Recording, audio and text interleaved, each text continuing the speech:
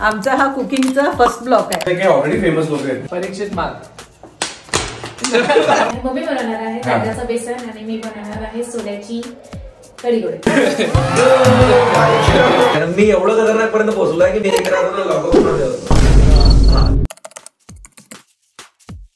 हा एपिसोड तुम्हाला भाटू पावर बघायला मिळेल.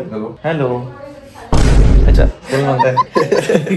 तर भाटू पावर बघायला मिळेल तुम्हाला एपिसोड. त्याचे बिहाइंड द सीन्स आम्ही याच्यावर दाखवतोय. तिकडे सारंग सर लपले, म्हणजे फेमस आहे आपल्या विदर्भात. इथनं कोणता अँगल घ्यायचा, कसा अँगल घ्यायचा सगळं चालू आहे डिझाईनचं डिस्कशन. आणि मम्मी आणि बायको रेडी आहे एकदम. रेडी इंग्रेडियंट्स घेऊन रेडी आहे. आमचा हा कुकिंगचा फर्स्ट ब्लॉक आहे. तर याच्यात तुम्हाला सगळे बिहाइंड द सीन्स बघायला भेटेल आणि मेन व्हिडिओ भाटू पावर येईल. Okay ready. मी पण जाऊ मागे. हा रोलिंग ऍक्शन. सो या डायरेक्ट मी एंट्री मारलेली आहे. फ्रंट डोरने नाही तर बॅक डोरने किचन मध्ये. सो या आहेत शशांकच्या आई आणि या आहेत दी फेमस शशांकच्या पत्नी. आणि आमची पहिली वेळ आहे की आम्ही अमेय सोबत हा ब्लॉग बनवतो, फूड ब्लॉग बनवत आहे. अरे वा. सो आणि आज असं झालंय की मला ह्यांचं इंट्रोडक्शन करायची गरज नाही की ऑलरेडी फेमस लोक आहेत. तुम्ही पण फेमसच आहे ना. अरे सो आज तुम्ही आम्हाला काय खायला का म्हणजे हिंट दिली आहे पण तुम्ही मला सांगा काय काय आज आम्ही बनवणार आहे, मम्मी बनवणार आहे तांदळाचं बेसन आणि मी बनवणार आहे सोल्याची कढी गोळे. पण का हे दोन तुम्ही आयटम काय चूज केले. कारण म्हणजे विदर्भात ते फेमस आहे. ते तुम्हाला तिकडे नाही मिळणार. कुठल्या रेस्टॉरंट पण मिळणार नाही. नाही म्हणजे विदर्भात भेटणार पण तिकडे नाही भेटणार. म्हणजे तिकडे कसं तुमचं तुम्हाला रेस्टॉरंट मध्ये नाही मिळणार. बेसन वगैरे कसं कॉमन आहे. ताकातलं बेसन म्हणजे आमच्या विदर्भात खेडेगावात त्याला चून म्हणतात. चूनचं बेसन. चूनचं बेसन. म्हणजे त्याला ताकाचं बेसन असं म्हणतात. हो नाईस. सो मग आपण आज पहिलं काय करायला घेणार आहोत. पहिले आपण कढी गोळे करणार आहे. कढी गोळे. कढी गोळे. कढी गोळे. कढी गोळे. सोल्याचे. आणि सोला म्हणजे काय. सोला म्हणजे आता सीझन आहे सुरू आपला. त्याला तुरी लागतात. तिचं कसं आहे आमच्या घरात म्हणजे बनवत असं असतं की ते ती पण म्हणेल तिच्या हाताला चव खूप आहे. आता आमचं असं असतं की तिने बनवलं पाहिजे. तर त्याचं मेन रिझन हे असतं की तिने बनवलं की छान बनतं. हो टेस्ट असते तिच्या म्हणजे हाताला चव आहे. अरे वा. ऍक्च्युली तिला आवडतं पण तिला माहित नाही की तिला आवडतं म्हणून. बहुत तेज हो रहा है. तिला माहिती नाही. तिचा माइंडसेट कसा झालाय की तिला एमपीएससी करायची बरोबर. तर मग ते तिला टाइम मिळत नाही एमपीएससीचा अभ्यास करायला.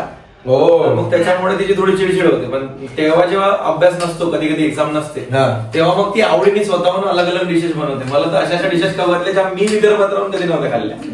जसे की ते चाकोऱ्याचे का चमकोऱ्याच्या पाण्याची भाजी असते. अच्छा. ती मी स्वतः कधी खाल्ली नव्हती लग्नाच्या आधी. हो ह्याच्यात मस्त असं ग्राइंड करणार ना. परत एकदा आमच्या कॅमेरासाठी पुन्हा एकदा.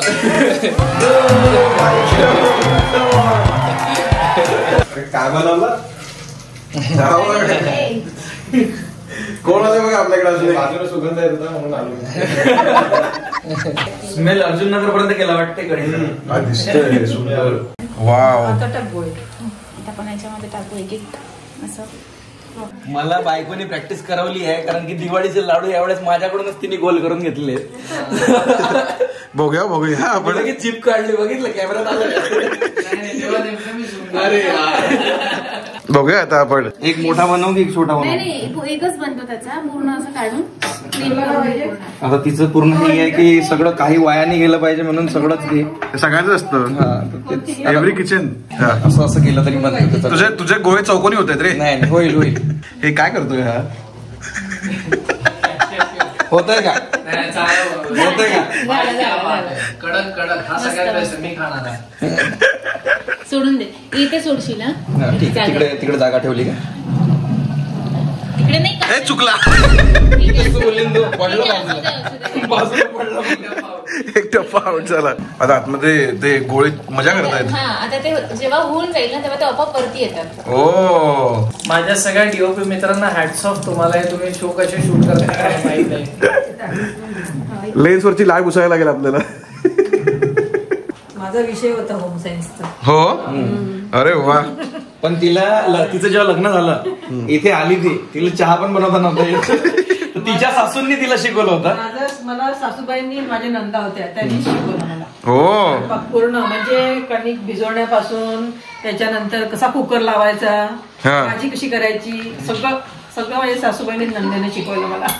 क्या बात आहे. म्हणजे सेंट्रल स्कूल स्टुडंट असल्यामुळं कधी आपल्याला टाइमच नाही मिळाला, सकाळपासून संध्याकाळपर्यंत शाळा, मग नंतर इकडे नागपूरला शिकायला आली. त्याला शिजायला 15 मिनिटं लागतात. ओके. सो आता मी 15 मिनिटासाठी माझ्याकडे एक काम आहे, कारण मी बघा तुम्ही दोघी काम करतायत. हा आणि परिचित ते नुसतं टाइमपास करतायत. सो त्या 15 मिनिटांमध्ये मग तुमच्या दोघांबरोबर एक गेम खेळायचा आहे. ओके. आता आधी तुमच्या दोघांबरोबर मी खेळणार होतो तो गेम, पण आता ह्या काम करतायत तर आपल्याला या 2 ज्या बाटल्या आहेत त्यांनी मारायचंय असं, आणि पण डोक्यावरती लागलं पाहिजे असं. डोक्यावर मारायचं. हा डोक्यावरती मारलं पाहिजे. परीक्षेत मला खूप मारते व्हिडिओ, खूप. आजपर्यंत त्याला मी कधी रिटर्न मध्ये नाही मारलाय. आज चान्स देतो, आज मी बदला घेणार आहे. 1 2 3 मूव. परीक्षित मान. आराम करून सेकंड वाला नाही, गलत किया. आता परत बॅक टू पोझिशन. हे कसं काय 0 पॉइंट. हा ओके. 1 2 3 मूव. शशांक मार. हुकला नाही बरोबर होता. हुकला परत back to first position. 2 3 move. तो भाई परीक्षित मार. 1 2 3 मूव. शशांक मार. गेला चान्स. परत 2 3 मूव. परीक्षित मार. 2 3 मूव. शशांक मार. Sorry. Okay 1 2 3 move. Shashank. Parikshit मार. हुकला 1 2 3 मूव. शशांक मार.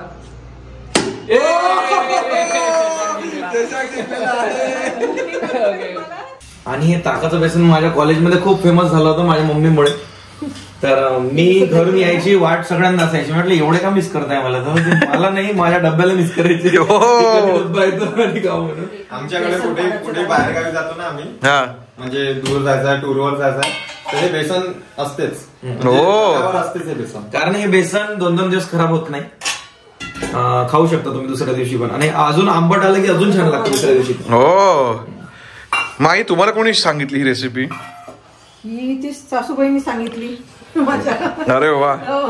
त्यांचं बघायचं करता करता बघ कसं. त्याच्यानंतर शशांकनं त्याच्यात थोडी खोट काढली. मम्मी असं कर, मम्मी तसं कर, अशी तशी. माझ्या मित्रांची जी आई आहे ती अशी बनवते तशी बनवते, असं करता करता करता ते जमून गेलं. क्या बात आहे. जरी जेवण बनवत नसलं तरी क्रिटिक म्हणून माणूस एकदम परफेक्ट आहे. की काय त्याला आवडतं हे त्याला माहिती आहे. खोट काढू बस ना एकदा जमलं त्यांना. काढते जेवण बनवलं कसं बनवलं ते कलर बघून जज करते की जेवण कसं भेटलं. खाऊन तर बघ. अरे बाप रे, ये तो धोती खोल रहा है. होतं की नाही कमी? नाही होत. तर काय मला असं वाटलं दिदीला कमी तिखट टाकलं, कमी तिखट टाकलं. मी भाजी बघितली, म्हटलं तिखट नाही बनवली तू. खाऊन बघ म्हणते आधी, मग असं तसं. मग दिदी जेवण आली होती, म्हटलं दिदी कशी झाली भाजी? ठीक. बेसन दह्याचं बेसन तयार झालं. असा कलर आला. अरे वा. असं पातळच असते, जास्त घट्ट नाही का. थंड झालं की होतं थोडंसं. हा म्हणजे हे कसं याच्यात दही ताक आहे ना, त्याच्यामुळे हे असं पातळच राहतं. ओके. घट्ट नाही होत जास्त. समजा घट्टही केलं तरी पेड्यासारखं असं नरम राहतं. अच्छा. म्हणजे सॉफ्टच असतं ते. सॉफ्टच असते. आणि त्याची वडी बांधून नेतात. अच्छा. तर त्याच्यासाठी घट्ट करावं लागतं. त्यासाठी घट्ट करावं लागतं. ओके. त्याच्यात दही कमी टाकावं. दही कमी टाकावं. ओके. पार्सल न्यायचं असेल तर असं मस्त काय कलर स्कीम दिसतात. लोक म्हणतात इंडियन फूड अट्रॅक्टिव्ह दिसत नाही, त्यांनी इंडियन फूड नीट बघितलं नाहीये. इंडियन फूडच चांगलं असते आपलं. हो. टॉट नाही मारला. आम्ही त्या कढी गोळ्यावर घेत असतो. म्हटलं सांग, म्हटलं शशांक, म्हटलं हो मग काढलं त्याचं.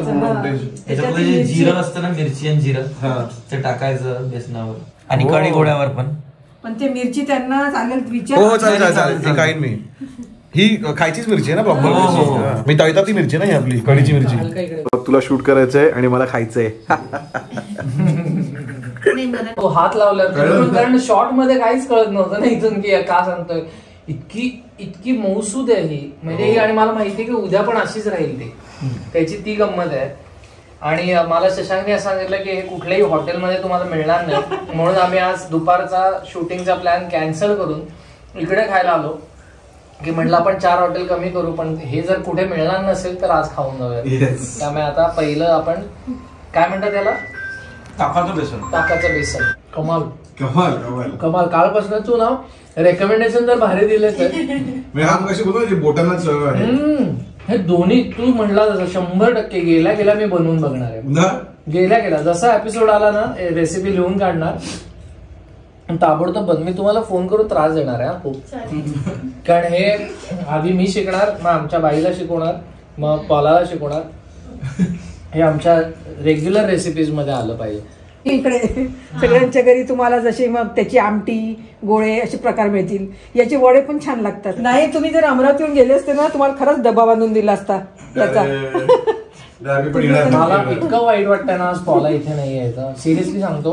पण नेऊ शकतो ना तुम्ही, आता आहे ना भाजी. कसं चाललेच आहेत हे आता नागपूरला एअरपोर्टलाच नेऊ देतात, फूड अलाउड आहे, चालतं ना. मग नाही पण ते हे होऊन जाईल, इकडेच खाल्लं पाहिजे.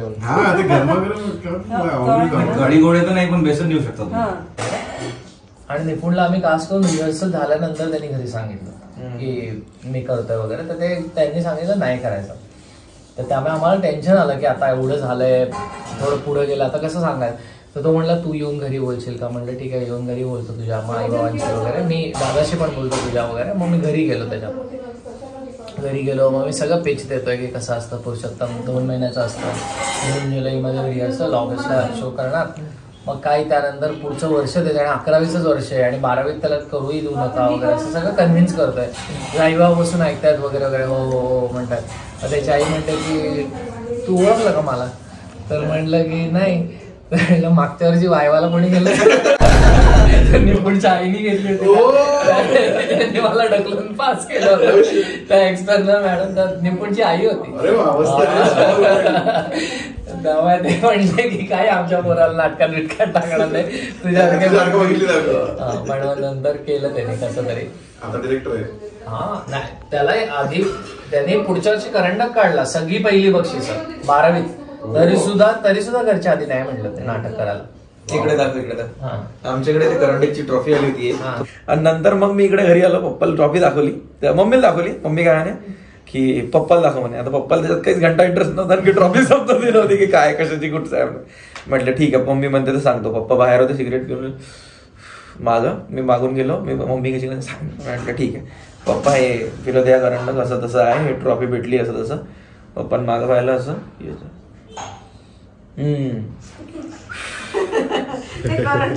हे करंडकची रिएक्शन होती.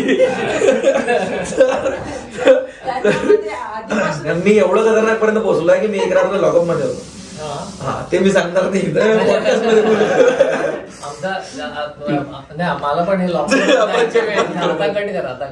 काय म्हटलं, काही राहिलाय का म्हटलं आम्ही आता. नाही राहिलाय त्या आठवणी. अरे बापरे. बिझी